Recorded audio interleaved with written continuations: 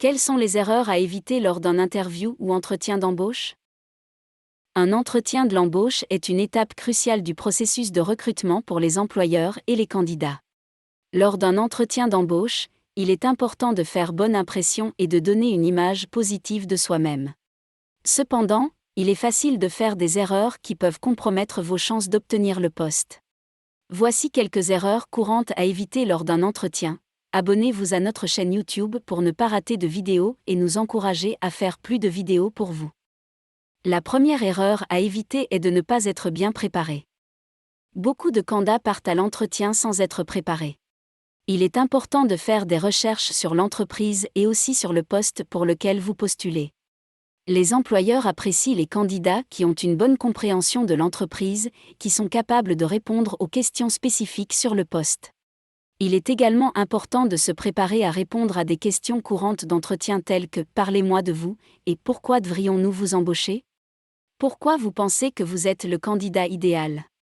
En d'autres termes, pourquoi vous et nous un autre candidat? Une autre erreur courante est de ne pas être professionnel. Lors d'un entretien d'embauche, il est important d'être professionnel pour donner une bonne impression à l'employeur potentiel. Cela peut inclure des choses comme ne pas être ponctuel, ne pas se présenter de manière appropriée ou ne pas être poli et respectueux envers les employeurs et les autres membres du personnel de l'entreprise. Vous devriez également éviter de paraître trop décontracté ou trop informel. Cependant, je vais élaborer un peu sur certains points tels que arriver en retard. Arriver en retard est l'un des signes les plus évidents de manque de professionnalisme. Assurez-vous d'arriver à l'heure ou même en avance à votre entretien pour montrer que vous êtes ponctuel et respectueux du temps de l'employeur. Ne pas s'habiller de manière appropriée. L'apparence est importante lors d'un entretien d'embauche, même si on dit que l'habit ne fait pas le moine, mais on y reconnaît pourtant le moine par son habit. Vous devez vous habiller de manière professionnelle pour montrer que vous êtes sérieux et que vous prenez l'entretien au sérieux. Ne pas être préparé. Ne pas être préparé à l'entretien peut montrer que vous n'êtes pas intéressé par le poste ou que vous n'avez pas fait vos devoirs sur l'entreprise. Assurez-vous de faire des recherches sur l'entreprise et le poste avant l'entretien, entre autres l'environnement, le salaire, la culture d'entreprise et bien d'autres éléments, c'est-à-dire est-ce que c'est une boîte à caractère religieuse, même si on le dit expressément qu'il n'y a pas de discrimination de religion, mais votre habit peut laisser transparaître une autre image. Utilisez un langage inapproprié. Utiliser un langage inapproprié peut donner une mauvaise impression à l'employeur potentiel. Évitez d'utiliser un langage vulgaire ou informel lors de l'entretien. Être trop agressif ou trop insistant peut faire fuir l'employeur potentiel.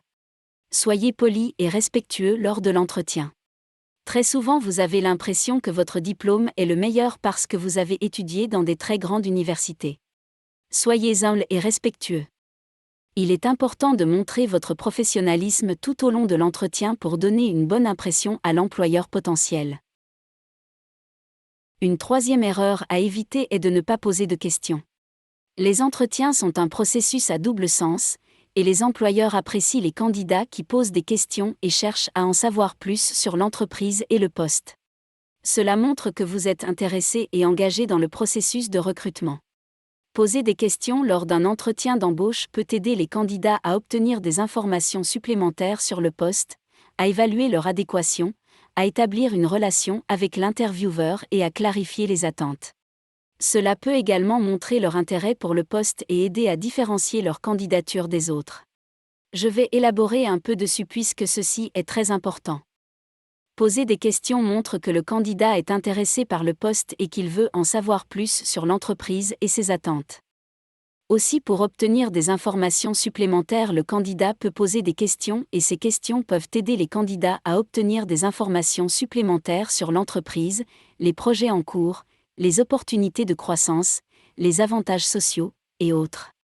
Par exemple, si on vous demande pourquoi vous êtes le candidat idéal, vous pouvez dire que vous êtes une personne motivée qui apprend très vite et qui favorise l'esprit d'équipe, et vous pouvez ajouter qu'il y a eu une croissance dans les chiffres d'affaires cette année contrairement à l'année dernière, et je pense que ma contribution aura aussi un impact positif sur les résultats que votre équipe dynamique produit déjà. Ceci pourrait montrer au panel que vous avez fait des recherches, mais ceci sous-entend que vous aviez vu les chiffres, n'est-ce pas? Évitez d'être trop long. Poser des questions permet aussi aux candidats d'évaluer si le poste correspond à leurs compétences, à leur expérience et à leurs attentes. Cela peut les aider à décider s'ils souhaitent poursuivre le processus de candidature ou non. Poser des questions peut encore aider les candidats à établir une relation avec l'intervieweur en montrant leur curiosité, leur capacité à communiquer et leur engagement envers l'entreprise. Cela vous permettra de clarifier les attentes de l'entreprise en matière de performance, de culture d'entreprise, de responsabilité. Je vais revenir sur 2 éléments qui sont le retard et ne pas être préparé parce que très souvent vous avez le profil mais ces carences vous éliminent. Je le répète encore, il est important de se renseigner sur l'entreprise et le poste pour lequel vous postulez. Si vous ne vous préparez pas, vous risquez de ne pas avoir les informations nécessaires pour répondre aux questions posées. Prenez le temps de vous renseigner sur l'entreprise, de lire la description du poste et de préparer des exemples concrets de votre expérience professionnelle.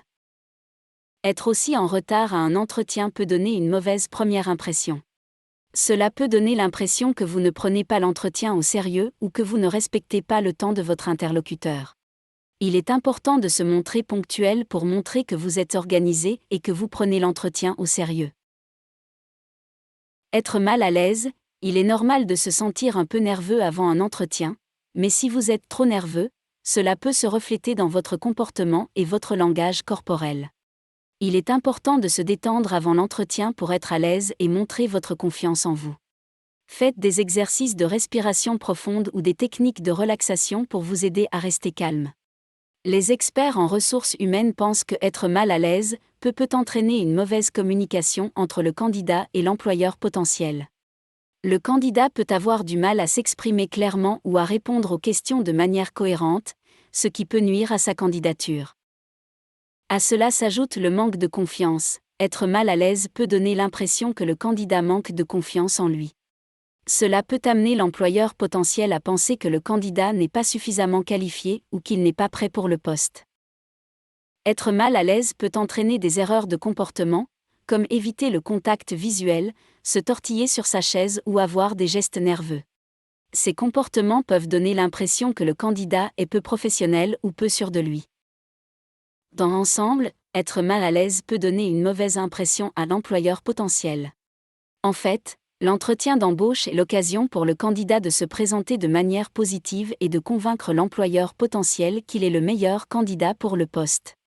Si le candidat est mal à l'aise, il risque de ne pas pouvoir présenter ses compétences et ses expériences de manière efficace. Enfin, nous arrivons sur parler trop ou pas assez. Pendant l'entretien, il est important de répondre aux questions de manière claire et concise. Évitez de parler trop ou de répondre de manière vague.